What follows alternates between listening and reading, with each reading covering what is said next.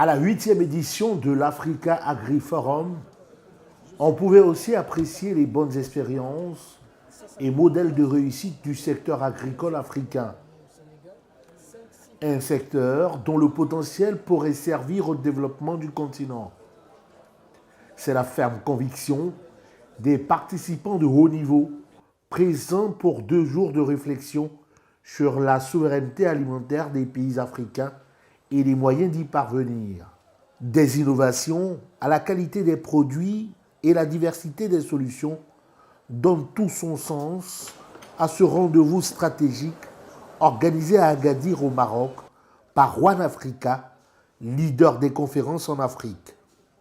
Donc c'est une bonne plateforme, ça permet à tous les acteurs principaux, le secteur privé, public, les organisations, de se mettre ensemble et de faire quand même une révision, comment est-ce qu'on peut continuer à progresser dans ce secteur important.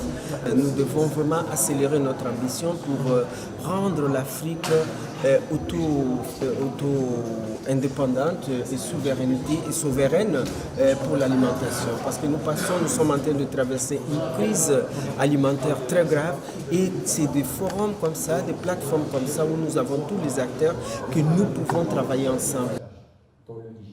Travailler ensemble pour opérer une mutation vers une agriculture plus productive. À ce niveau, le digital devrait aider à explorer de nouvelles perspectives.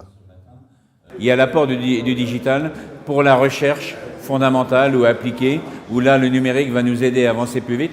Par exemple pour la sélection des plantes demain, avec tout ce qu'on connaît, toutes les données qu'on a sur certaines espèces qui ont été très sélectionnées, comme le blé, comme le maïs, comme les tomates par exemple, qu'on a beaucoup ici au Maroc, on va pouvoir, si tant est qu'on veut libérer les données, adapter ça à des plantes qui ont été beaucoup moins sélectionnées pour avancer plus vite. Et quand on parle d'avoir de la biodiversité dans nos cultures, on aura aussi besoin du digital pour ça, pour la recherche fondamentale, mais il faut absolument que ces données soient libres, soient à disposition de tout le monde. C'est un patrimoine commun de l'humanité qu'il faut qu'on libère pour pouvoir nourrir tout le monde demain.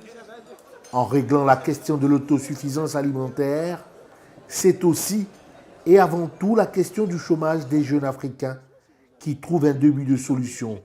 Dans certains pays africains, on pense que l'agriculture est réservée aux pauvres.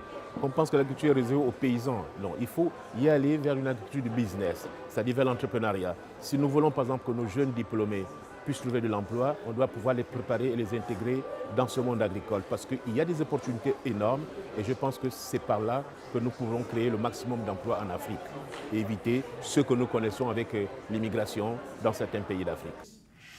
Pour faire de ce vœu une réalité, une meilleure organisation des offres de crédit aux futurs champions de l'agriculture réduirait pour les institutions financières les incertitudes du monde agricole. Il importe de mettre en place des dispositifs de financement particuliers pour appuyer ces PME. Il faut le rappeler, la vie, l'existence et la durabilité de ces PME-là, de cette existence-là, dépend fondamentalement de la productivité, de la professionnalisation de nos producteurs à la base. Lorsque ces PMEAI pourront mieux être structurés, mieux être accompagnés, cela permettra de mieux capter les productions de nos petits producteurs et de par là permettre leur professionnalisation. Parce qu'en réalité, ces PMEAI-là permettront l'agrégation d'un ensemble de producteurs autour de leur structure de transformation. En 2 jours, les 400 experts du secteur agricole africain ont schématisé les meilleures approches pour faire de la souveraineté alimentaire un projet viable. Si l'Afrique réussit à opérer ce tournant décisif, le berceau de l'humanité pourrait aussi devenir le grenier de toute la planète.